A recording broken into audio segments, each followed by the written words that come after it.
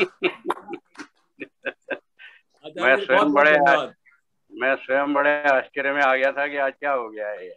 नहीं नहीं, बस हमने तो गायत्री मंत्र बोले और आपका काम हो गया। और आप बहुत अच्छे लग रहे हो आज। जी चलिए, आप बोलिए। क्योंकि हमारे पास आज समय भी बहुत नेक टू नेक है, तो मैं नहीं कोई बात आचार्य नहीं। जी से कहूंगा कि अजय भाई, अजय भाई, जी जी जी आचार्य जी को पूरे 40 मिनट रखिए, पूरे हाँ जी, रखिएगा, पूरे 1 मिनट 40 कम नहीं। मिनट देंगे जी। और उसके हाँ बाद जी। जो लोग आचार्य जी से प्रश्न पूछना चाहेंगे उनमें से हाँ। कुछ एक को हम सेलेक्ट करेंगे, और वो भी एक 5 से 7 मिनट या 10 मिनट तक का कार्यक्रम रहेगा। वेरी गुड, वेरी गुड जी। चलिए, मैं आप सभी का हार्दिक अभिनंदन करता हूं, और जैसा आप लोगों को सुनने की इच्छा है, मुझे भी आप सब लोगों को कुछ सुनाने की इच्छा है। तो मैं भी स्वयं इस बात के लिए बड़ा इच्छुक रहता हूं कि आपके जैसी प्रबुद्ध श्रोता मंडली मिलती रहे। तो जब भी अजय जी मुझे, अजय सहगल जी या अजय चौहान जी जब भी मुझे याद करते हैं, तो मैं बड़े प्रसन्नता से आप लोगों के साथ में ज्वाइन करने में आनंद का अनुभव करता हूँ। हमने जो विषय लिया है वो पिछली बार भी आप लोगों को मालूम है, और अजय जी ने बताया कि ये विषय वास्तव में अपने आप में बड़ा विचित्र है, क्योंकि जितने भी रामायण की चर्चा आज तक हम सुनते आए हैं, मैं भी उसका अपवाद नहीं हूँ। मैंने कुछ वर्षों से अध्ययन आरंभ किया, पिछले 5-6 वर्षों से, तो तब मुझको लगा कि इस रामायण के अंदर में तो कितना रत्न है, जितना डुबकी लगाओ उतने उसमें से रत्न निकल के आते हैं। लेकिन हम लोगों ने एक साधारण धार्मिक ग्रंथ मान के एक ऐसी स्थिति में ला दिया कि बस हम उसको केवल इतना मानते हैं कि कोई एक घटना हुई है और उस घटना की हम लोग एक बड़े मनोरंजन की दृष्टि से उसको देख भी लेते हैं, मंचन भी कर लेते हैं रामलीलाओं के माध्यम से, लेकिन कभी गंभीर महत्व को नहीं समझा। फिर उसके अंदर में भी जो महत्व होता है तो उसमें पुरुष पात्रों की चर्चा होती है और कोई चर्चा की नहीं होती है। तो ये हमने ढूंढने का प्रयास किया कि जितनी उसमें महिलाएं हैं उनकी इतनी सशक्त भूमिका है। आज हम जिस एक ऐसी महिला की सशक्त भूमिका की चर्चा करेंगे जिसके बारे में आप लोगों को संभवतः लगेगा कि पहली बार ऐसा विचार आपके सामने आया। पहले कुछ छोटे छोटे पात्र हैं, उनकी चर्चा करता हूं मैं आज के समय में उपलब्ध में। मैंने पिछली बार कहा था कि सीता जी के 3 दौरानियां हैं, और उनका नाम एक का उर्मिला है जो लक्ष्मण की पत्नी है, फिर भरत जी की पत्नी है मांडवी है, शत्रुघ्न की पत्नी श्रुति कीर्ति है। ये चारों बहनें हैं।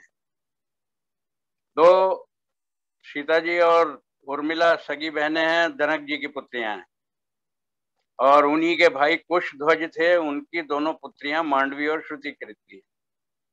बार बार सीता की चर्चा भी आती है बहुत ही ज्यादा, और उर्मिला की भी कभी गाय बगाए आ जाती है, लेकिन मांडवी की और श्रुति कीर्ति की चर्चा ना कोई करता है ना कोई सुनता है। लेकिन एक क्षण को रुक के हम जरा विचार करें कि राम को वनवास हुआ और लक्ष्मण उनके साथ स्वेच्छा से चले गए। दोनों भाई तो चले गए, अब 2 भाई यहाँ रह गए। वो अयोध्या में राज्य करने के अधिकारी हैं, और राज्य करना ही माना जाता है कि भरत ने राज्य किया। क्या हम में से किसी ने कभी ध्यान दिया कि भरत एक दिन भी 14 वर्ष में अयोध्या की राजगद्दी पे नहीं बैठे, और अयोध्या नगर में भी नहीं रहे। उन्होंने अयोध्या के बाहर एक नंदी ग्राम था, उस नंदी ग्राम के अंदर में जाके अपना एक छोटी सी कुटी बनाई, और उसी कुटी के अंदर वो रह के सारा राज्य व्यवस्था वहीं से संचालित करते। तो 14 वर्ष वो वनवास में रहे हैं, 14 वर्ष स्वयं भरत भी सन्यासी के वेश में, सन्यासी की भूमिका में नंदीग्राम में रहे हैं। बेबी को बुलाना। और केवल भरत नहीं रहे हैं, उन्हीं के साथ सुमित्रा के दूसरे पुत्र शत्रुघ्न भी रहे हैं। तो कहने का अभिप्राय क्या है कि 2 तो वनवासी हैं, उनकी पत्नियों को वनवास का दंश झेलना पड़ रहा है, ये तो हम सबको विचार में आता है। लेकिन जो वहीं पर रह रहे हैं, अयोध्या के अंदर राजा के रूप में प्रतिष्ठित हैं, उन दोनों की परिस्थिति क्या है, और महिलाओं की जो हम बात कर रहे हैं तो उन दोनों की पत्नियों की परिस्थिति क्या है, उसकी कल्पना कभी किसी ने नहीं की। ये दोनों के दोनों सन्यासी हैं, ये मनस्थिति से हैं। राम और लक्ष्मण सन्यासी हैं तो परिस्थिति से हैं। परिस्थिति में और मनस्थिति में बंधु अंतर होता है। परिस्थिति से सन्यासी तो कोई भी बन जाएगा, क्योंकि मजबूर हो गया तो और कोई रास्ता नहीं है। लेकिन बिना किसी कारण के, कोई सामने बाध्यता नहीं है, कोई ऐसा विकल्प भी सामने नहीं है, फिर भी अपने मन की स्वेच्छा से अपने सारे सुखों का त्याग करके जो सन्यास लेता है वो मनस्थिति का सन्यास है। तो यहाँ पर विशेष क्या है, यहाँ पे इन दोनों बहनों ने किस प्रकार से इस वियोग को 14 वर्ष तक सहा है, इसकी कोई चर्चा ही नहीं करता है। भरत और शत्रुघ्न अपनी सारी जो उन्होंने अपने कर्तव्यों का निर्वाह किया वो किस कारण से किया, केवल इस कारण से किया कि इन दोनों महिलाओं ने कभी भी सब प्रकार का कष्ट उठा के भी अपने पतियों के लिए कोई धर्म संकट कभी उपस्थित नहीं किया। एक भी रामायण में ऐसी घटना नहीं आती कि मांडवी या श्रुति कीर्ति के कारण भरत को या शत्रुघ्न को अपने किसी भी कार्य करने के अंदर में कहीं भी थोड़ी सी भी असुविधा या धर्म संकट आया हो। मिलने भी नहीं गई है नंदीग्राम में, केवल इस कारण से कि उन्होंने जो अपने मन में एक तपस्या करने की धारणा ली है और सन्यासी के रूप में वहां पर वो सब रह रहे हैं, उनका भी किसी तरीके से सन्यास भंग ना हो। तो वहां रहते हुए भी थोड़ी सी दूरी पे भी और इस तरह से वियोगी के रूप में 14 वर्ष तक इन दो महिलाओं ने निकाला। एक भी कोई अशोभनीय चर्चा इनके बारे में रामायण नहीं करती है, एक भी कोई ऐसी विसंगति नहीं है, इनकंसिस्टेंसी नहीं है जो कभी इनके बारे में इनके नाम के साथ जुड़ी हो। तो मैं आप लोगों को बड़ी विनम्रता से स्मरण करा रहा हूं कि जब आप सीता का स्मरण करें तो उर्मिला का स्मरण भी कीजिए और मांडवी और श्रुति कीर्ति का भी कीजिए, जिनको बिना किसी अपराध के भी इतना दंश झेलना पड़ा है और 14 वर्ष वियोग में किस प्रकार से उन्होंने राजरानी होते हुए निभाए हैं, इसकी कल्पना करना हम लोगों के लिए बहुत कठिन नहीं है, थोड़ा सा विचार करने की आवश्यकता है। तो खास करके जितनी मेरी बहनें यहाँ पर सुन रही हों, बेटियां सुन रही हों, वो विचार करें कि जिनके पति कुछ ही किलोमीटर पे, कुछ ही मील पे अवस्थित हैं, उनके पास सब तरह के विकल्प हैं, जब चाहे उनको मिलने जा सकती हैं, लेकिन वो 14 वर्ष तक नहीं गई हैं, किसी भी प्रकार से उनकी तपस्या भंग ना हो जाए। तो ये साधारण बात नहीं है। त्याग करना उसका जिसके पास कुछ नहीं है बहुत महत्व का नहीं है, लेकिन सब कुछ होते हुए भी त्यागी का जीवन जीना, ये वास्तव में त्याग कहलाता है। तो ये दो बहनें त्याग की प्रतिमूर्ति हैं और उर्मिला से कम इनका भी किसी प्रकार का योगदान नहीं है। इनको बड़ी श्रद्धा से स्मरण करें। एक और अन्य महिला की चर्चा हम लोग बहुत सुनते हैं, जिसको हम बोलते हैं कि जब राम वनवास में गए तो वनवास में जाने के कुछ समय बाद उनको वहां पर एक राक्षसी ताड़का का सामना करना पड़ा। और सामना ही नहीं करना पड़ा, उन्होंने गुरु विश्वामित्र के आदेश से, क्योंकि श्री राम स्त्री के ऊपर में वार करते हुए ठिठक रहे थे, उन्होंने कहा महाराज ये शास्त्रों की मर्यादा के विरुद्ध है कि मैं किसी स्त्री के ऊपर में किसी भी प्रकार से हाथ उठाऊं। तो विश्वामित्र उनको कहते हैं कि स्त्री तो अवध्य होती है, ये तो बिल्कुल सही बात है, लेकिन स्त्री स्त्रीयोचित व्यवहार कर रही है नहीं कर रही है, ये भी शास्त्र की एक मर्यादा है। तो जो स्त्री स्त्रीयोचित व्यवहार, जिसको कहेंगे कि स्त्रियों के लिए जो शोभनीय व्यवहार है, जो उसके विपरीत व्यवहार कर रही है, एक प्रकार से आतंकवादी जैसा व्यवहार कर रही है। जैसे आजकल हम सुनते हैं इशरत जहां के बारे में बहुत लोगों ने बड़ा वायवेला मचाया था कि गुजरात के अंदर एक अबोध लड़की इस प्रकार से पुलिस की गोली की शिकार हुई और कितने वर्षों बाद ये रहस्य निकला कि वो उन आतंकवादियों के साथ उनकी साथी थी। और ऐसी और भी बहुत सी महिलाओं की चर्चा हम समय समय पर सुनते रहते हैं कि जो महिलाएं आतंकवादियों के साथ उनके सहयोगी के रूप में सब प्रकार का सहयोग करती हैं, तो वो भी उसी श्रेणी में आती हैं जिसमें आतंकवादी। तो विश्वामित्र ने राम को याद दिलाई मर्यादा कि राम तुम भूल रहे हो, जो व्यक्ति राष्ट्रद्रोही है, राष्ट्र का समाजद्रोही है, सारे समाज के लिए खतरा बना हुआ हो, वो स्त्री हो या पुरुष, वो उसी प्रकार से वध करने योग्य है जिस प्रकार से कोई भी व्यक्ति जो राष्ट्र का शत्रु है उसके साथ व्यवहार करना चाहिए। अब इस राक्षसी ताड़का के बारे में थोड़ी बहुत जानकारी हम लोग लें, जो जानकारी हम लोग सामान्यतः नहीं लेते। एक मलद प्रांत था, उस मलद प्रांत के स्वामी थे महायक्ष, उनकी पुत्री थी है। सौंदर्य में तो इनकी चर्चा मैं नहीं करूंगा, क्योंकि क्या भी सौंदर्य रहा होगा वो तो राम रावण के प्रसंग से हम सबको मालूम है। लेकिन ये महाबलशाली योद्धा थी और इतनी भयंकर बलशाली योद्धा थी कि स्वयं राम और लक्ष्मण को आश्चर्य हुआ कि किसी महिला के अंदर में इतना शारीरिक बल भी हो सकता है। उसका विवाह हुआ एक और यक्ष से, सुंद के साथ। उस सुंद को, वो भी राक्षस था, उसको किसी उसके दुष्कर्म के कारण महर्षि अगस्त ने स्वयं उसका वध कर दिया। अब जिसके पति का वध कर दिया हो और राक्षसी महिला हो तो वो कितनी क्रूर हो जाएगी, इसके बारे में कल्पना करना कठिन नहीं है। तो महर्षि अगस्त के आश्रम पे बार बार वो आक्रमण करती थी। जो हम कहते हैं कि ऋषियों को उस समय कहीं पर भूमि यज्ञ करने के लिए उपलब्ध नहीं होती थी, सब जगह राक्षस लोग उनके ऊपर आक्रमण करते थे, जिसके लिए विश्वामित्र लेके गए थे। तो मैं पति की हत्या से क्षुब्ध होकर वो राक्षसी ऐसा व्यवहार करने लगी कि सारे ऋषि मुनियों को, और जो सिद्ध आश्रम कहलाता है अगस्त मुनि का, उस सारे अंदर में भयंकर उत्पात हुआ। तो मुनि विश्वामित्र के आदेश से फिर श्री राम ने प्रजा की, गौ की और ब्राह्मणों की रक्षा के लिए स्त्री वध का भी घृणित कर्म कर्तव्य समझ के किया। तो ऐसी महिला का जो वध हुआ है, जिसको हम लोग बड़े मनोरंजन की दृष्टि से देखते हैं और रामलीला के मंचन में, तो हम ये समझने का कारण हमारे पास पर्याप्त है। मरीच का नाम हम जानते हैं, ये मारीच उसी का पुत्र था, सुबाहु भी उसी का पुत्र था। उसके मृत्यु के बाद में ये दोनों भी लड़ने के लिए आए। पहले तो उसने भी भेजा था और उन्होंने कहा था कि ये सामान्य लोग नहीं है, ये श्री राम और लक्ष्मण, लेकिन वो ताड़का को नहीं समझ में आया। स्वयं भी मारी गई, सुबाहु भी मारा गया और मारीच जान बचा के भाग गया। एक महिला की और हम लोग चर्चा प्राय सुनते हैं, जिसको हम लोग बड़ी श्रद्धा से शबरी के नाम से जानते हैं। कि शबरी के बारे में भी बड़ी भ्रांतियां हैं। मैं उन भ्रांतियों का थोड़ा सा निराकरण करने का प्रयास करूंगा आप लोगों के साथ। एक वहां पर पंपा नदी थी दक्षिण भारत में, उसके पास में एक पंपा सरोवर भी था। तो उसी में वहां सिद्धाश्रम था जो अगस्त ऋषि का, उसी के अंदर में आसपास में बहुत और ऋषियों के भी थे। तो उनका एक वहां पे मतंग ऋषि थे। उन मतंग ऋषि की ये शिष्या थी, तपस्विनी, शबर जाति की थी, इसलिए ये शबरी कहलाई। शबर जाति वो होती है जिसको बहेलिया जाति बोलते हैं। बहेलिया जो ये पक्षियों को पकड़ के रखते हैं। तो ऐसी एक जाति जिसको कि हम निम्न कुल की कहेंगे, वो लेकिन मतंग ऋषि की शिष्या होकर तपस्या कर रही है।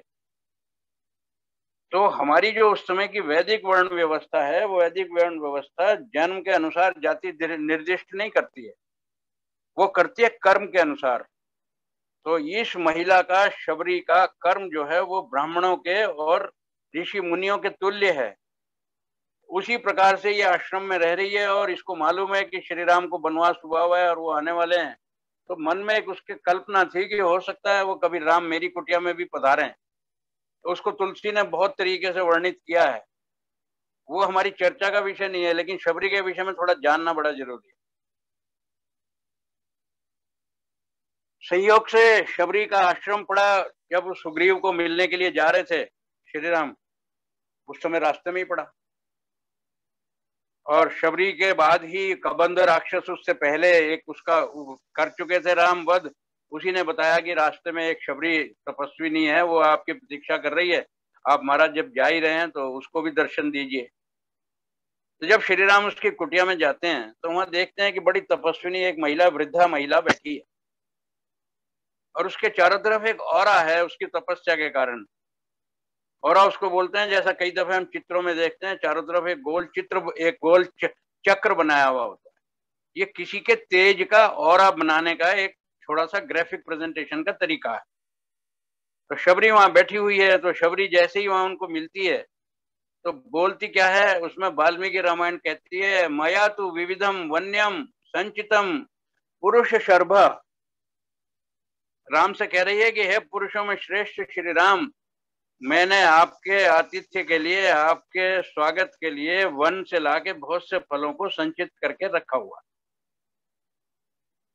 तुलसी भी कह रहे हैं, कंद मूल फल सुरस अति दिए राम कहूं आनी, प्रेम सहित खाए प्रभु बार बार बखानी। अब देखिए कितना बड़ा, यहीं पे बस एक छोटा सा वो है जिसको हम कहेंगे ट्विस्ट है कहानी में। हम लोग एक ही बात के आदी हैं कि शबरी मुंह से उन फलों को खाती जा रही है चखने की दृष्टि से, और वही जो झूठा फल है वो राम को दे रही है। मैं आप लोगों को बड़ी विनम्रता से बताता हूं कि आप इसके बारे में रामचरितमानस को स्वयं एक बार फिर पढ़िए। तुलसी ने भी कहीं ये वर्णन नहीं किया है कि जो फल वो दे रही है उसी फल को चख रही है। एक सामान्य बात होती है कि आप किसी भी एक वृक्ष से अगर फल लाएंगे तो उसमें जितने भी फल होंगे वो लगभग एक ही तरह के स्वाद के होंगे। तो आप किसी भी अपने अतिथि के सामने अगर रखेंगे तो क्या करेंगे, आप पहले चख के उसका देखेंगे कि ये सेवा करने के अतिथि के लिए योग है कि नहीं। शबरी ने भी यही किया, पर हमको क्या दिखाया जाता है कि वो मुंह से खा रही है और वही झूठा राम को दे रहे हैं, राम उस झूठे को खा रहे हैं। और ये हमारे यहाँ एक बार नहीं है, कई कई बार बताया जाता है। महाभारत में भी इसी तरह की चर्चा आती है। विदुर के यहाँ गए तो वो इतने भाव विभोर उनकी पत्नी हो रही है कि केलों के छिलके उनको दे रही है, केले खुद खा रही है। मतलब इस तरह की हमारे यहाँ जो बड़ी बड़ी विचित्र कल्पनाएं हैं, आपको थोड़ा सा बुद्धि का प्रयोग करके इन कल्पनाओं से बनाना। और मैंने कहा है निवेदन की रामचरितमानस में भी इसका कहीं चित्रण नहीं मिलता है कि वो अपने मुंह से खा खा के वही झूठे बेर उनको दे रही है। लेकिन हम लोगों ने मालूम नहीं क्यों ऐसा किया, जबकि शास्त्रों में हमारे यहाँ भारतीय संस्कृति में ना झूठन खाने का ना खिलाने का विधान ही नहीं है। और उस समय की तो ये वर्ण व्यवस्था जो थी बड़ी उस समय सुदृढ़ थी, और श्री राम उसका तो एक ब्राह्मणी के नाते, तपस्विनी के नाते आदर कर रहे हैं। और केवल आदर नहीं कर रहे हैं, चर्चा आती है कि श्री राम ने उसको नवधा भक्ति का उपदेश दिया। और नवधा भक्ति का जो उपदेश दिया, 9 प्रकार की भक्ति होती है। मैं बहुत संक्षेप में बता देता हूँ क्योंकि हम लोगों को इसके बारे में जानना चाहिए। तो शबरी को श्री राम नवधा भक्ति के उपदेश में क्या प्रसंग बताते हैं, वो कहते हैं कि संतों का सत्संग जो है ये भक्ति का पर्याय है। कथा प्रसंग कहीं हो रहा हो, जैसे आप और हम इस समय कथा कर रहे हैं, और इस प्रसंग में आपकी भी रुचि है, मेरी भी रुचि है, तो ये भी भक्ति का एक तरीका है। किसी व्यक्ति के अभाव में अगर हम उसके अभाव की पूर्ति करते हैं और विनम्र भाव से उसकी सेवा करते हैं तो वो भी भक्ति का एक प्रकार है। ईश्वर जिसने हमको सब कुछ दिया, उसके जब गुणों की स्तुति, प्रार्थना, उपासना करते हैं तो वो भी भक्ति का एक प्रकार है। जितने हमारे मंत्र हैं, शास्त्रों में लिखे हैं, विभिन्न शास्त्रों में, विभिन्न ग्रंथों में, उनका मंत्रों का अगर हम मन में जाप करते हैं और जाप करने के साथ साथ मन में एक दृढ़ विश्वास भी रखते हैं कि ईश्वर हमारी मनोकामना को सुन भी रहे होंगे और जरूर हमको पूरा करने की कृपा भी करेंगे, इसको भी भक्ति का ही एक स्वरूप मानते हैं।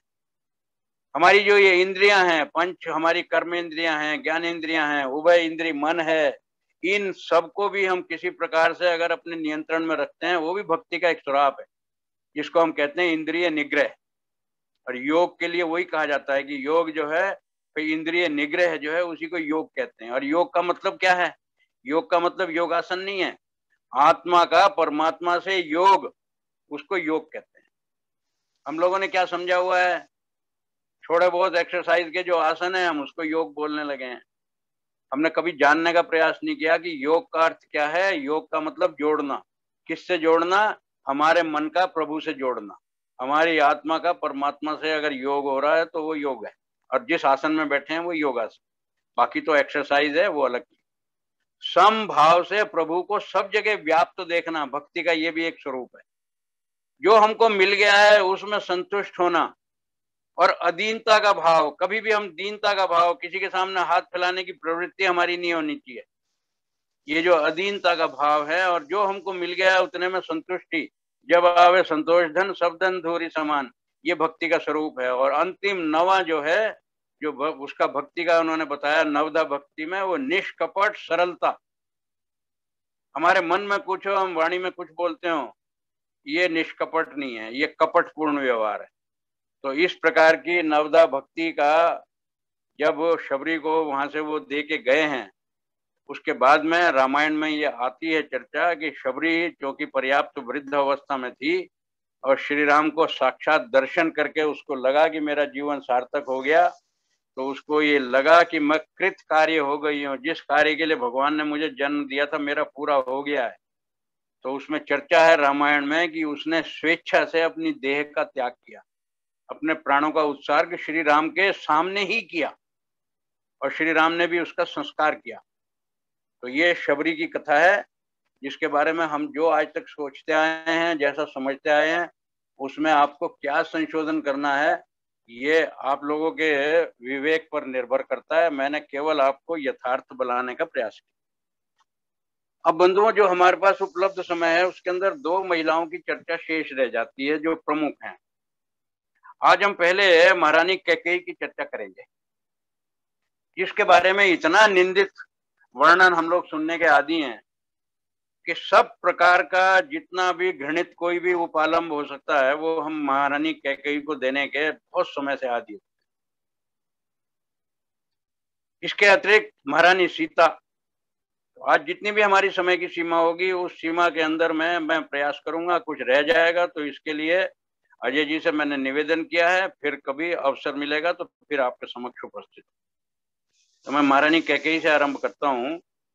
ये महारानी कैकेयी हैं, ये कैकेय देश के राजा थे, उनकी पुत्री थी, इसलिए ये कैकेयी कहलाती। और ये कैकेय देश कौन सा है? जिसको हम कश्मीर बोलते हैं, कश्यप घाटी। इन्हीं का भाई युधाजीत था जो इनका मामा था भरत का। भरत इनका पुत्र था, कैकेयी का। बहुत ये रामायण बताती है कि इतनी आनंद सुंदरी थी ये कि दशरथ इनको जब कभी उनको देखने का अवसर हुआ तो उनके इतने कामासक्त हो गए कि मुझे इससे जरूर विवाह करना। और उन्होंने जाके उनके जो पिता हैं उनके साथ सामान्य युद्ध भी हुआ। उस युद्ध के अंदर दशरथ जो कि चक्रवर्ती प्रतापी सम्राट थे, कैकेयी उसके अंदर में पराजित हुए। लेकिन इन्होंने कहा कि मेरा युद्ध करने का आपके साथ में कोई विशेष उद्देश्य नहीं है, मेरी कोई शत्रुता नहीं है, और मेरी ये आपसे अनुरोध है कि मैं आपकी पुत्री को इससे विवाह करना चाहता हूँ। कैकेयी विवश थे, उन्होंने कहा ठीक है मैं विवाह तो कर दूंगा, लेकिन मेरी एक शर्त हो। और इस तरह की शर्त जो है ना, हम कब पहले भी कभी हमने सुनी है, तो वो भी मैं आपको स्मरण कराऊंगा। उन्होंने शर्त ये रखी कि आपकी एक रानी पहले भी हैं, कौशल्या। सुमित्रा उस समय थी या नहीं ये मेरी जानकारी में बहुत ज्यादा अधिकृत नहीं है, रामायण में इसकी कोई चर्चा नहीं है। लेकिन उन्होंने कहा कि अब कैकेयी को अगर आप अपनी रानी बनाएंगे तो मेरी शर्त यह है कि जब भी कैकेयी के कोई संतान होगी तो जो इसकी संतान होगी राज्य की अधिकारी वही होगी।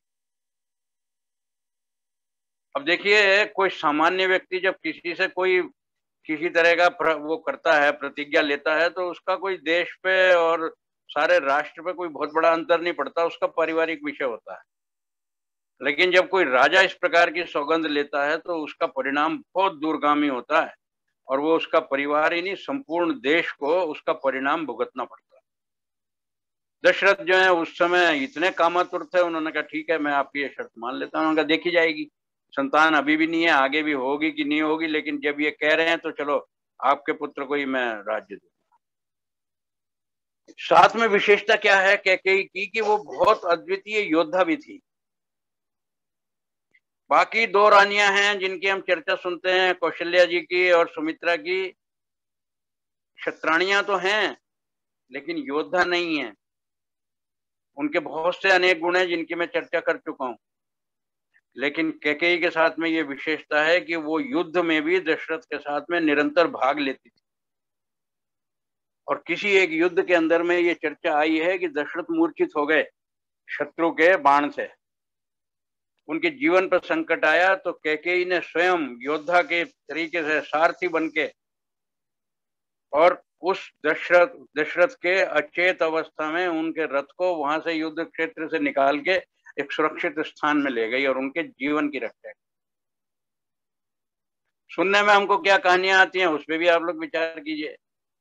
ये आती है कि एक वो महाराज दशरथ के रथ का पहिया बाहर निकलने लगा, तो जब लगा कि भाई क्या करना है तो कैकेयी ने उसके अंदर में अपनी उंगली लगा दी और वो किसी प्रकार से रथ सुरक्षित रहा।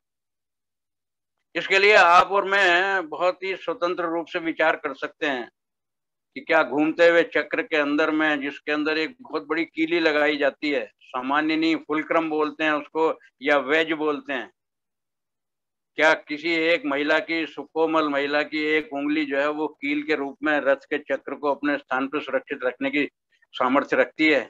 इस पे आप बंधु स्वयं विचार करेंगे, मेरी कोई बाध्यता नहीं। लेकिन मैंने आपको यथार्थ बताया। जब दशरथ की मूर्छा टूटी तो उन्होंने कहा मैं कहाँ हूँ? उन्होंने कहा महाराज इस समय आज भयंकर युद्ध के अंदर में आपके प्राण के ऊपर संकट आ गया। और मैं आपकी अर्धांगिनी हूँ। मैंने उसी समय युद्ध में आपके साथ आई, युद्ध का जो मैंने उस समय सहयोग किया वो अलग विषय था, लेकिन इस समय युद्ध करने का समय नहीं था, आपके जीवन को सुरक्षित करने का समय था। अपना कर्तव्य समझ के मैं आपके रथ को आपकी अचेत अवस्था में ही आपको सुरक्षित यहाँ ले आई हूँ। अब आप निश्चिंत हैं, आपका जीवन सुरक्षित। दशरथ बड़े ऋणी हो गए उसके, अरे तुम इतनी शूरवीर महिला हो। तो जैसा राजाओं का स्वभाव है, उन्होंने बड़े खुश हो गए, कहा देखो आज तुमने मेरी रक्षा की, अब मैं तुमको राजा होने के नाते 2 वर देता हूँ, बोलो तुमको क्या वर मांगने हैं। तो कैकेयी ने कहा मुझे क्या वर मांगने हैं, दुनिया की सब कुछ तो मेरे पास है, आप जैसे पति हैं मेरे पास चक्रवर्ती, मुझे और क्या चाहिए। अयोध्या के राज्य है सारा का सारा, इतने सारी सुख सुविधाएं मेरे जीवन में है, मुझे महाराज किसी चीज की इच्छा नहीं है। उन्होंने कहा नहीं, मैंने तुमको 2 वर दे दिए। तो उसने कहा ठीक है, आपने दे दिए तो फिर कभी भी जीवन में अवसर आएगा तो मैं आपसे मांग लूँ। अब आप लोग कल्पना कीजिए कि पहले उनके पिता ने एक सशर्त विवाह किया है, उसकी जानकारी भी ऐसा नहीं है कि कैकेयी को नहीं है, कैकेयी को है। ऐसी कोई महिला नहीं हो सकती कि उसके पिता सशर्त विवाह करें और उस कन्या को नहीं मालूम हो कि मेरे पिता ने क्या शर्त भरवाई है। जैसा हम महाभारत में देखते हैं, भीष्म के जो पिता थे महाराज शांतनु, उन्होंने किस प्रकार से एक मल्लाह की पुत्री से विवाह किया और उस मल्लाह ने सत्यवती की शादी करते हुए किस प्रकार का उनसे वचन भरवाया, और उस वचन को भरने को स्वयं शांतनु तैयार नहीं हुए तो भीष्म स्वयं जाके वहां बोल के आए कि मेरे पिता की इच्छा पूरी करो, मैं प्रतिज्ञा लेता हूँ कि आप ही की पुत्री से जो संतान होगी वही राज्य की अधिकारी होगी, मैं स्वयं को राज्य से विमुख रख।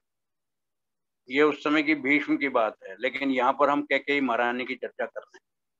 तो ये कैकेयी महारानी जो है, ये कैकेयी राज की पुत्री, योद्धा भी हैं, सुंदरी भी हैं और साथ में इतनी विवेकशील भी हैं। अब ये देखिए, जब वहां पर राम का राज्याभिषेक का समय आ रहा है, हम लोग इन सब चीजों को देखने के आदी होने चाहिए। महाराजा दशरथ ने जिस समय राम के राज्याभिषेक का अपने मन में निश्चय किया और अपने राज पुरोहितों से मंत्रणा करके, अपने मंत्रियों से मंत्रणा करके ये तय कर दिया कि राज्याभिषेक राम का कर दिया जाए, तो तुरंत उसकी एक तिथि निश्चित कर दी। आप लोगों को स्मरण करना चाहिए कि उस समय महाराज भरत, युवराज भरत अयोध्या में नहीं थे। कहाँ गए हुए थे? अपने मामा के यहाँ गए हुए थे, बहुत समय के लिए गए हुए थे। मैंने जिसका चर्चा की थी, युधाजीत आए और वो अपने भांजे को अपने साथ ले गए, भाई कुछ दिन हमारे साथ। और शत्रुघ्न तो बिल्कुल उनके साथ उसी तरह थे जैसे लक्ष्मण राम के साथ है। तो शत्रुघ्न और भरत दोनों ननिहाल में गए हुए। महाराजा दशरथ को ये बात याद है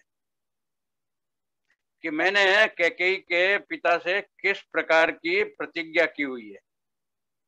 तो महाराज दशरथ का हृदय तो जानता है कि राज्य का अधिकारी कौन है।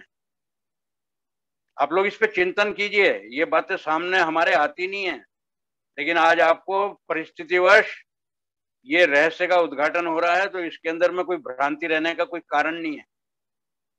और उन्होंने इसी समय भरत की अनुपस्थिति में ही राम का राज्याभिषेक करने का अपने मन में निश्चय किया।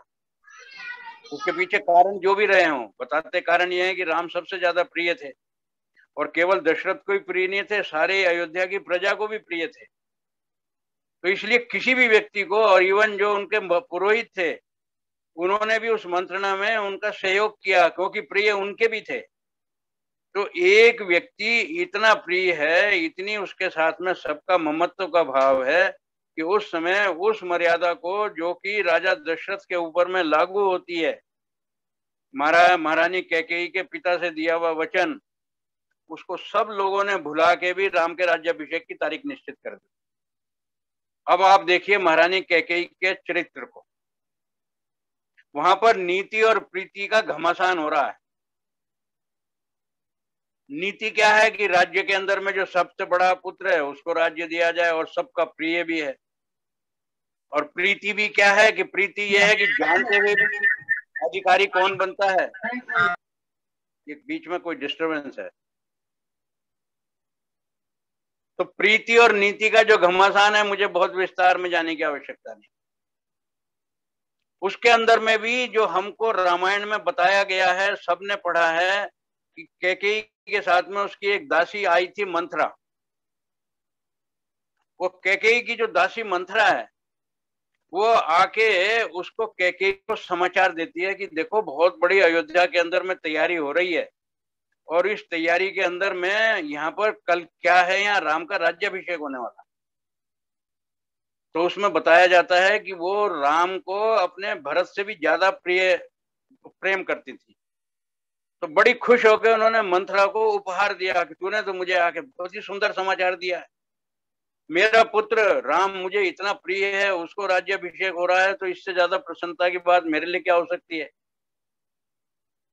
लेकिन चूंकि मैं नारी पात्रों की, महिलाओं की भूमिका की बात कर रहा हूं, तो मैं आपको ये बताना चाहता हूं कि जब कोई भी महिला के साथ में उसकी दासी उसके पीहर से आके रहती है, तो ये कुछ साधारण घटना नहीं है। जो महिला अपने ससुराल में आई है वो तो यहीं की होके रह गई है, क्योंकि यहाँ की पुत्र वधू होके आई थी और उसके बाद में राजमाता भी बनती है।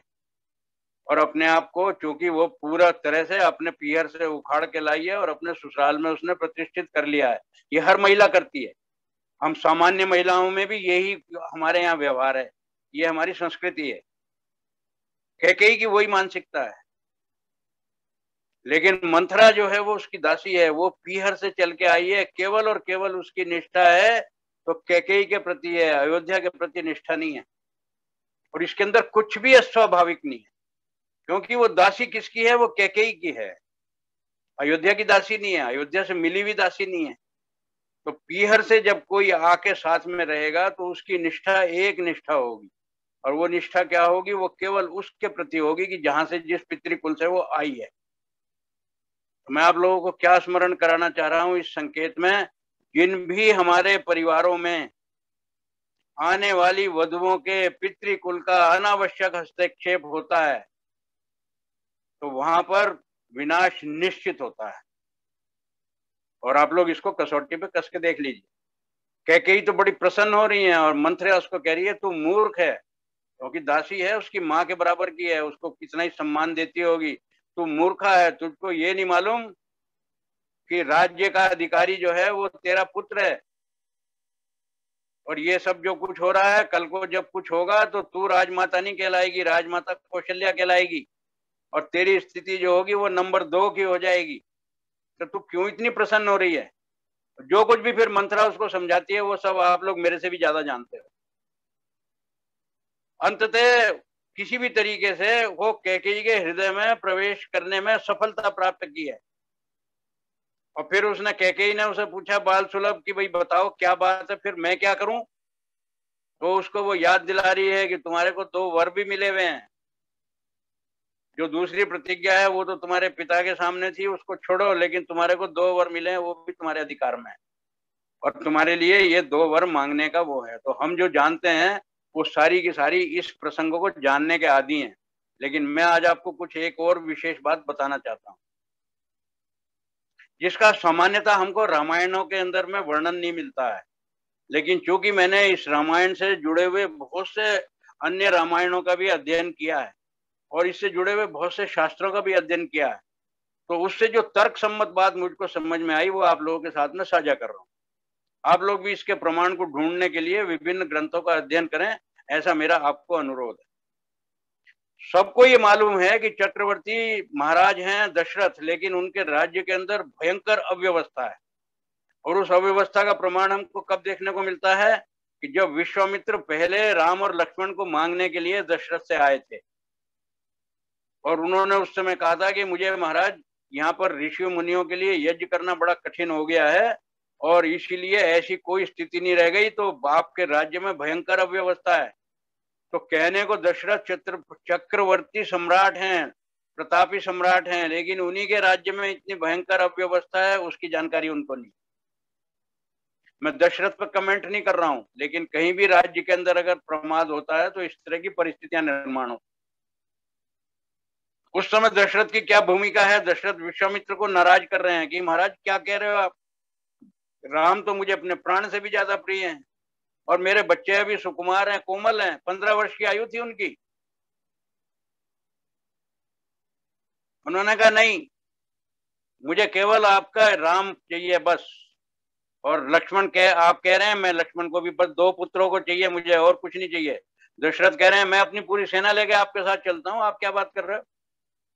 उसने कहा भाई ये जो बात आपको मैं कह रहा हूँ जरा आप सुनिए, ये जितने भी लोग जो दुष्ट राक्षस लोग हैं ये सामान्य लोग नहीं है, ये वो लोग हैं जो रावण के गुप्तचर हैं, रावण के निशिचर हैं। और इस सारे इसके अंदर में बाली, क्योंकि वानर सम्राट की उनके साथ संधि है बाली की, तो ये जगह जगह पे चौकियां बना के सारे देश के अंदर में आतंक का वातावरण बनाया हुआ है। तो इसलिए इन लोगों से युद्ध करना, रावण को चुनौती देना है। महाराजा दशरथ जैसा व्यक्ति घबरा गया। ये बंधुओं, ये उस समय की परिस्थिति, आज भी वही परिस्थिति है हमारे देश में। स्थान स्थान पे हमारे जितने शत्रु हैं, जिनको हम आज चाइना और पाकिस्तान के रूप में जानते हैं, उन्हीं के सारे मित्र, उनके पुत्रवत प्रिय, वो हमारे देश में स्थान स्थान पे, कदम कदम पे हमको देखने को मिलते हैं। वो लोकसभाओं के अंदर भी हैं, लोकसभाओं के बाहर भी हैं, वो न्याय व्यवस्था की जुडिशरी के अंदर भी हैं, जुडिशरी के बाहर भी हैं, सारे मीडिया के अंदर हैं, उसके बाहर भी हैं। तो सारे जितने हमारे वामपंथी हैं और अन्य अन्य जितने भी हमारे ये सब राष्ट्र द्रोही शक्तियां हैं, वो सब उसी प्रकार की शक्तियां हैं कि रावण का नाम सुन के दशरथ भी घबरा गए। उस समय वशिष्ठ ने कहा उनसे, महाराज क्या बात कर रहे हो, ये विश्वामित्र स्वयं इतने प्रतापी हैं, क्षत्रिय हैं, ये तो ब्राह्मण का कर्म कर रहे हैं, ये आपके पुत्रों को सारी वस्तु स्थिति का पूरा ट्रेनिंग देने के लिए, लेने के लिए आए हैं, आप इनको सामान्य व्यक्ति मत समझिए। तो यहां से घटनाक्रम आरंभ होता है। उन ऋषियों के साथ में मंत्रणा हुई, क्योंकि दशरथ तो पुत्र मोह में थे। तो महारानी कैकेयी के बारे में चर्चा ये आती है कि महारानी कैकेयी ऋषि मुनियों के साथ उनके विश्वस्त एक महिला के रूप में उनके मंत्रणा में सम्मिलित हुई, और उसने ये कहा कि महाराज जिस तरह से आप लोग आज इन दोनों पुत्रों को लेके जा रहे हो, जब ये प्रशिक्षित हो जाएंगे, सुशिक्षित हो जाएंगे, उसके बाद भी आप इनके लिए क्या भूमिका समझते हो। तो उस समय ऋषियों ने मंत्रणा करके ये निश्चित किया कि राम अगर यहीं पर राज्याभिषेक होकर राजा होकर रह गए तो इस देश के अंदर में कभी भी शांति निर्माण नहीं होगी, और जितने ये राक्षस सारे देश के अंदर फैले हुए हैं, इनका कोई भी वध नहीं कर पाएगा। इसलिए राष्ट्र के हित में यह है कि राम का किसी भी प्रकार से यहाँ पर राज्य के साथ बंधन नहीं हो, और ये पूरे के पूरे देश के अंदर में भ्रमण करके चुन चुन के उन राक्षसों का वध करें, ये राष्ट्र के हित में है। उसके लिए योजना बनाई गई कि क्या कर सकते हैं। तो योजना क्या बन सकती है कि किसी भी प्रकार से राम के राज्याभिषेक को टाला जाए। ये सबको मालूम है कि राम और भरत जो हैं वो भी एक प्रकार से अटूट भाई हैं, उनके बीच में कोई दरार नहीं उत्पन्न कर सकता। किसी भी कारण से अगर राम का राज्याभिषेक फिलहाल के लिए टल भी गया, तो टलने के बाद भी ऐसा नहीं है कि उसके बाद में भरत उसके राज्य के स्वयं को अधिकारी मानेंगे। स्वयं कैकेयी को पता है कि मेरा पुत्र भरत भी राम की अनुपस्थिति में राज्य को स्वीकार नहीं करेगा, मालूम है उसको, पर उसके बाद भी राष्ट्र हित में। आचार्य जी 5 मिनट रह गए। राष्ट्र हित में उस महिला ने ऋषियों की मंत्रणा के अनुसार इस प्रकार की परिस्थितियों को निर्माण किया कि जब मंथरा ने उसको कहा कि तुम्हारे पास 2 वर हैं, तो उसको समझ में आ गया कि इस राष्ट्र की रक्षा के लिए, राम को वनवास भेजने के लिए मेरे पास इस समय पर्याप्त साधन है। और इसीलिए जब दशरथ ने कहा कि तुमको 2 वर कौन से चाहिए, जब बहुत ही मजबूरी में मांग ही रहे हैं, तो उन्होंने कहा मुझे 2 ही वर चाहिए। 2 वर, आप लोग जरा कल्पना कीजिए उन 2 वरों का अर्थ क्या है। वो ये कह रही हैं कि राम का नहीं, भरत का राज्याभिषेक हो। ये तो 1 वर हो गया। अगर इतना भी वो मान लेती कि भाई राम के बजाय भरत का राज्याभिषेक हो, तो बात समाप्त हो जाती। दशरथ ने ये कहा भी कि ठीक है, अगर तू ऐसा चाह रही है तो चल, मुझे कोई परेशानी नहीं है। दूसरा वर क्या है? उन्होंने कहा दूसरा वर ये है कि राम किसी भी प्रकार से 14 वर्ष के लिए वनवास में जाए। इसको दशरथ झेल नहीं पाए। उन्होंने कहा ऐसा तू क्यों सोच रही है? लेकिन आप लोग जरा कल्पना कीजिए, ये 14 वर्षों की अवधि का इसके पीछे महत्व क्या है। इतना बड़ा सारे राष्ट्र के अंदर जाके एक एक असुर को चुनौती देना, उसका वध करना, और उनको शत्रु के गढ़ में मारना, ये कुछ साधारण घटना नहीं है। इसके लिए कितनी एक अनुमानित अवधि लग सकती है। उस समय की सारी जो मंत्रणा हुई है, योजना बनी है, उसके हिसाब से दुष्टों का कठोरता से दमन करने के लिए और एक प्रकार से निर्मूल करने के लिए माना गया कि लगभग 14-15 वर्ष की अवधि थी। कैकेयी महारानी ने सारी दुनिया का अपयश स्वीकार किया। आज तक हजारों साल बाद भी कैकेयी को निंदा के साथ याद किया जाता है, लेकिन क्या कभी उसके उज्जवल चरित्र के पक्ष की ओर हम में से कभी किसी ने ध्यान दिया कि एकमात्र वो महिला थी जो क्षत्राणी थी, जो राष्ट्र हित में चिंतन करती थी, इसलिए उसने अपने व्यक्तिगत सुख को लात मार के कि मेरा क्या अपयश होने वाला है, मेरा पुत्र मेरे साथ क्या व्यवहार भरत आके करने वाला है, मेरे पति किस प्रकार की उसके अंदर में कष्ट को उठाने वाले हैं, सारी अयोध्या के अंदर क्या स्थिति होने वाली है, उस सब के बावजूद उसने उस अपयश को स्वीकार किया। लेकिन इसके साथ में एक महत्वपूर्ण बात और आती है। महत्वपूर्ण बात यह है कि ये बात उस समय जिन शास्त्रों में मैंने अध्ययन किया कि श्री राम भी इस विषय को जानते थे, और इसलिए बार बार ये बताया जाता है कि श्री राम को जैसे ही वनवास की आज्ञा हुई, उनके चेहरे पे किसी प्रकार का कोई परिवर्तन नहीं देखा गया। उनको राज्य मिलने की भी जितनी खुशी होती है, उससे ज्यादा भी उनको वनवास के उसमें कोई कष्ट नहीं था, जिसको हम राम के चरित्र के रूप में उभारते हैं। राम पहले से ही was privy to all this policy matters, और इसलिए इसका प्रमाण क्या मिलता है, जब राम कौशल्या से अनुमति लेने जाते हैं तो कहते हैं, वहां पे ये नहीं कहते हैं कि मुझे वनवास दे दिया, मुझे राजा ने, दशरथ ने अयोध्या से निकाल दिया है। जरा आप लोग तुलसी की मानस में पढ़िए, वहां ये वो कहते हैं, पिता दीनी मोहि कानन राजू। कितना सम्मानजनक वाक्य है। कौशल्या से कह रहे हैं, माता मुझे अयोध्या का सामान्य राज्य नहीं, पिता ने मुझे पूरे वन का राज्य दिया है। कानन राजू, पिता ने मुझे वो दिया है, और अब मुझे क्या करना है, सारी बिखरी हुई जितनी भी सज्जन शक्ति है उस सारी का संयोजन करके राष्ट्र हित के हेतु मैंने अब इस देश को एक अखंड राष्ट्र बनाना है, और सारे ऋषि मुनि जो हैं उनकी तपस्या जितने हैं उनकी पुनर्प्रतिष्ठा करनी है। इस सब के लिए, हेतु के लिए ये सारे समीकरण को बना के, इसकी चर्चा अब उपलब्ध समय नहीं है, अगले व्याख्यान में करेंगे जो थोड़ा सा शेष भाग रह गया। पर आप लोगों के लिए मैंने एक विचार दिया है, और विचार का एक अंतिम प्रमाण यह है कि यदि श्री राम को उस समय ये वनवास नहीं होता, तो आप लोग कल्पना कीजिए कि आज हम जिनको प्रभु राम कहते हैं, अपना आराध्य मानते हैं, क्या ये संभव होता? अगर राम केवल एक राजा रहे होते तो इतिहास के पन्नों में मिट गए होते। बहुत राजा इक्ष्वाकु वंश में पहले भी हुए हैं, बाद में भी हुए, किसी की चर्चा नहीं होती है, श्री राम की चर्चा होती है। इसलिए राम बन गए तो बन गए, और ये इसलिए पूरी रामायण की अगर जनक कोई है तो केवल महारानी कैकेयी है, जिसने ये रामायण की पूरी परिस्थिति पैदा करके इस प्रकार का इतिहास रचा कि उसको आज हम हजारों साल बाद भी प्रभु श्री राम के रूप में तो नायक के रूप में उसको याद करते हैं, लेकिन कोई भी हम में से आज तक कैकेयी को उसका श्रेय देने का जरा भी विवेक नहीं जागृत करता है। तो इसलिए जो हमारे यहाँ कहा गया, रघुकुल रीत सदा चली आई, प्राण जाए पर वचन न जाई, इसके लिए दशरथ को तो श्रेय देते हैं हम, श्रेय हमको महारानी कैकेयी को देना चाहिए। इस रघुकुल की रीति की रक्षा की है तो महारानी कैकेयी ने की है। आज मैंने आपके सामने कैकेयी के चरित्र का एक ऐसा पक्ष रखा है जिसके बारे में सामान्यतः हम लोग ना चिंता करते हैं ना चिंतन करते हैं। तो चिंतन करेंगे तो आज से आपको बंधुओं विवेक से महारानी कैकेयी के प्रति एक सम्मान और श्रद्धा की भावना उत्पन्न होगी, ऐसा मेरा विश्वास है। ओम। आचार्य जी का बहुत बहुत धन्यवाद। और मैं तो चाहूंगा कि आचार्य जी आप रामायण का वास्तविक चरित्र चित्रण या रामायण का तार्किक जिसको कहते हैं कि वो इस तरह से एक पुस्तक आपको ये लिखनी चाहिए, और उसमें मेरा अगर कोई सहयोग कुछ चाहिए हो तो वह अवश्य मिलेगा। और जिन लोगों ने हमें मैसेज भेजे हैं उनमें डॉक्टर महेंद्र प्रताप सिंह जी, जो कि सिविल सर्जन हैं अलीगढ़ के, सब मतलब काफी सीनियर पोस्ट पे हैं, वह जो है वह आचार्य जी से कुछ अपना डाउट क्लियर करना चाह रहे हैं या क्या? जी, डॉक्टर महेंद्र प्रताप सिंह जी, बोलिए डॉक्टर साहब।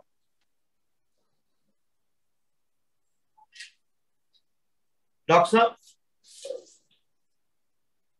डॉक्टर महेंद्र प्रताप सिंह जी।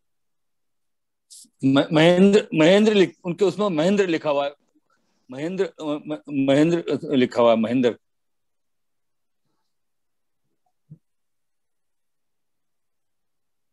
और हम सब बोलिए, आप अनम्यूट करके बोलिए, अनम्यूट करिए, अनम्यूट। हाँ, यस, बोलिए। मैं ये कह रहा था साहब कि रामायण में जो महिला पात्रों का जो विस्तार पूर्वक जो वर्णन किया है वो बहुत ही ज्ञानवर्धक है और बहुत ही प्रशंसनीय है। तो मैं उनको बहुत बहुत धन्यवाद देना चाहता हूँ।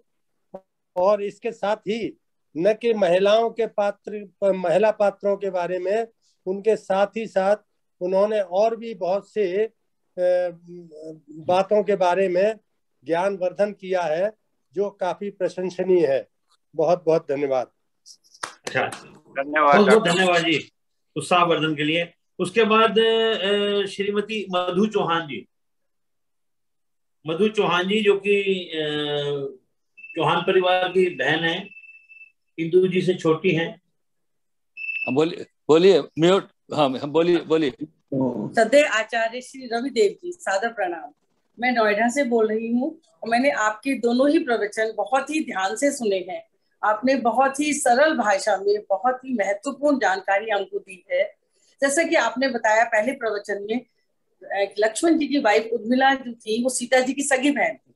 वो हम सबको, मेरे ख्याल बहुत लोगों को नहीं पता होगा, और हमें ये जानकर बड़ा अच्छा लगा कि आपने ये सब हमें जानकारी दी। इसके बाद आपने हमें जो बताया कि कि महिलाओं का योगदान जो बताया, इसमें आपने इतना अच्छे समय से समझाया कि हर काल में, हर समय में महिलाओं का योगदान रहा है, परंतु हमारे समाज में इस बात को ज्यादा महत्व नहीं दिया गया, ज्यादा श्रेय नहीं दिया गया। आपने हमारे समाज का और भक्ति के जो 9 प्रकार आपने इस समय वर्णन किया, बहुत ही सुंदर 9 प्रकार का वर्णन किया।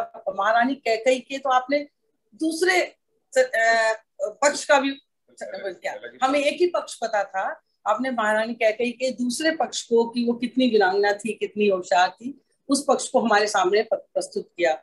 हमारे ये इसमें आपने जो ये योगदान समाज में जो महिलाओं का योगदान के विषय में बताया, बहुत बहुत धन्यवाद। हमें सुनकर बहुत अच्छा लगा कि आपने इस विषय पर इतना अच्छा और महत्वपूर्ण और सरल भाषा में, सबसे ज्यादा मैं कहूँगी इतनी सरल भाषा में आपने बताया कि हम सबको बहुत ही सुंदर लगा। बहुत बहुत धन्यवाद।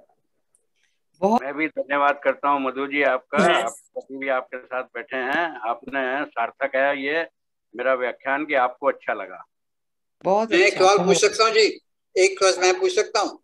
हाँ, बोलिए जरूर पूछिए जी। मेरी बात सुनिए, देखिए कोई भी व्यक्ति नहीं पूछ सकता जी। जैसे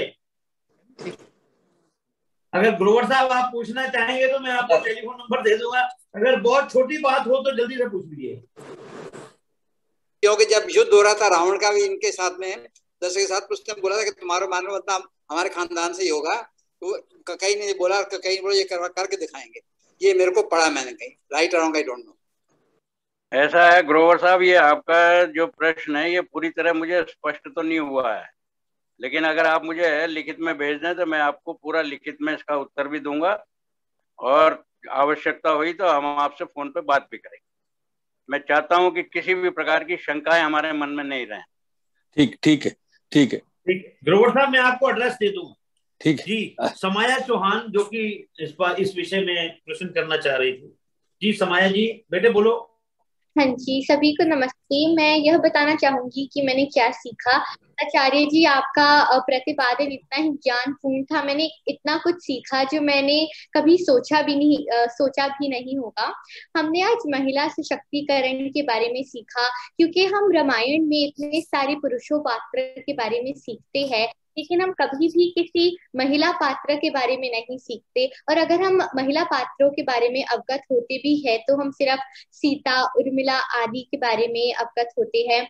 तो मैंने आज उर्मिला और क्षुत्रकीर्ति के बारे में सीखा, और मैंने आज शबरी के बारे में भी सीखा, जो मेरे के लिए एक नई पात्रा थी इस कहानी में। मैंने यह भी सीखा कि मुझे पता नहीं था कि कैकेयी एक योद्धा भी थी, क्योंकि हम सुमित्रा एवं कौशल्या के बारे में तो सुनते हैं, सीखते हैं, लेकिन हम कैकेयी और एवं उसकी वो कैसे एक योद्धा थी उसके बारे में कभी सीखते भी नहीं है। और आचार्य जी, आपका इतना ही सुंदर प्रदर्शन था, मैंने बहुत कुछ सीखा और उसके लिए आपका बहुत बहुत धन्यवाद। वाह बेटा, मैं तुमको बहुत आशीर्वाद देता हूँ। तुमने बहुत सुंदर शब्दों में सारे विषय को थोड़े से संक्षेप में समेट दिया। तुमको अच्छा लगा, तुम नई पीढ़ी की बेटी हो हमारी। तुमने अगर समझ लिया तो समझ लो हमारा भविष्य उज्जवल हो गया। बहुत आशीर्वाद। समाया का बहुत ज्यादा आचार्य जी अब इसमें इंटरेस्ट हो गया है, और समाया ने हमें ये भी बताया है कि मैं चाहती हूँ कि आपने आर्य समाज में एक बाल सभा जो है, जैसे पहले आर्य बाल सभा हुआ करती थी, वैसा कुछ करके और बच्चों के क्षेत्र में मैं कुछ कार्य करूं। तो इसकी चर्चा खैर बाद में होगी। हमारे तीनों जिन्होंने इसमें प्रश्न कम पूछे लेकिन जो धन्यवाद दिया उसी से पता लग रहा है कि हमारा जो टॉपिक क्या, और हमारे आचार्य जी कितने प्रभावी रूप से लोगों पर अपना असर छोड़ रहे हैं। और जैसा कि हमारा हमेशा रहता है कि हमारे जो सदस्य हैं उनका और उनके जो घर के और सदस्य हैं उनका भी हम जन्म दिवस मनाते हैं। हमारे बीच में 10 अगस्त को श्री CL स्वानी जी, जो कि हमारे फाउंडर मेंबर हैं और इस वक्त 92 प्लस की एज में चल रहे हैं, और उनको हमारी प्रार्थनाएं बहुत आवश्यक हैं। उनका जन्म दिवस गया। उसके बाद आर्यवर्धन चौहान, जो कि असीम चौहान और श्रीमती दिव्या चौहान जी के सपुत्र हैं, उनका 10 तारीख को हमारा जो है जन्म दिवस गया।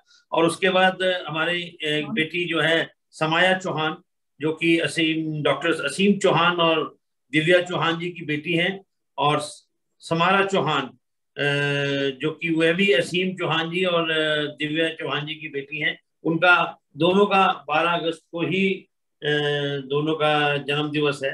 तो उनका बहुत बहुत स्वागत है, शुभकामनाएं हैं हमारी ओर से। और मैं चाहूंगा कि अगर घर से स्क्रीन पे लो जी सबको, कैमरा ऑन करो बेटे। आर्यवर्धन, समाया, हमारा कैमरा ऑन करो अपना। अजय जी नमस्ते, धन्यवाद, बहुत बहुत धन्यवाद। हमारा कैमरा ऑन है, बट आई थिंक वो पिन किसी और जी को कर दिया। असीम चौहान जी के स्क्रीन पे हैं हम। Whoever has आगे आगे आगे आगे, अब हम आपको देख पा रहे हैं। राइट, हम देख पा रहे हैं ना। जी जी, तो वो जो पट्टिकाएं जो है तीनों को डलवा दी जाए। पंडित जी आप मंत्र बोलिए। हाँ दादी जी डाल रही हैं जी आर्यवर्धन चौहान को। डालिए डालिए जी मंत्र। पंडित जी मंत्र बोलिए ना जी। परमपिता परमेश्वर से हम उनकी शतायुष की कामना करते हुए और लंबी आयु की प्रार्थना करते हुए, अच्छे स्वास्थ्य की प्रार्थना करते हुए और जीवन का हर पल सदा ही उन्नतशील रहे, इसके लिए प्रार्थना करते हुए इन वेद मंत्रों का पाठ मिलकर के सब करते हैं। ओम इंद्र से आचार्य जी रुकिए,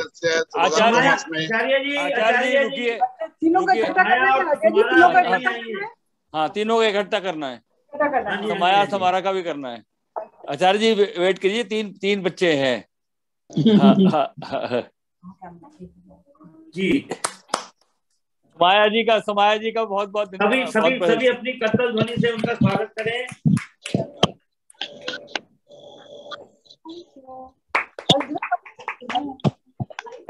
और देखिए तीनों को कितने बड़े महान परिवार से उनको मिला है, वो मिला है हमारे अजय भाई। बोलिए अजय भाई। संस्कार मिले, उससे 10 कदम आगे की बात समाया जो है करने में सक्षम है। और उतनी बातें हमने नोट नहीं की, प्रोफेसर के अंदर जितना कि समाया ने नोट कर ली है। और बहुत ही आने वाले दिनों में जिसे कहते हैं ना कि होनहार विद्वान के होश सीखने बाद ये बिटिया समाया जो है बहुत दूर तक आर्य समाज के क्षेत्र में जाने वाली है और सामाजिक क्षेत्र में। और मैंने आपको भी बताया ही कि मैं अब आर्य समाज में अपनी आयु के जितने भी बाल सभा या बाल जितना भी ऑर्गेनाइज होगा वो हम पूरी मदद करेंगे इनकी वो करने की। और अभी अभी अभी अभी अभी रुकिए, सब लोग रुकिए। आचार्य जी आशीर्वाद देंगे तीनों को। अभी जी वेट कर रहे हैं अजय भाई, वेट कर रहे हैं हम लोग। हाँ बस स्क्रीन पे आ जाए, स्क्रीन पे आ जाए। आचार्य जी बोलिए।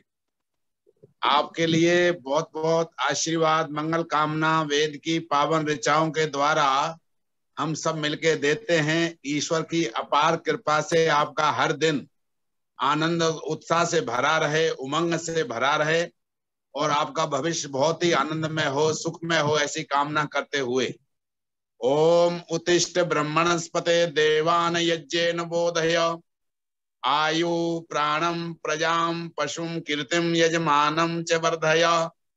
आपके लिए प्रार्थना की गई है कि आप अपने जीवन में अच्छे हैबिट्स लेते हुए, अच्छे गुणों को लेते हुए जीवन में सदा ऊपर उठते रहें और उन अच्छे गुणों से अपने देवों को सदा प्रसन्न करते रहें।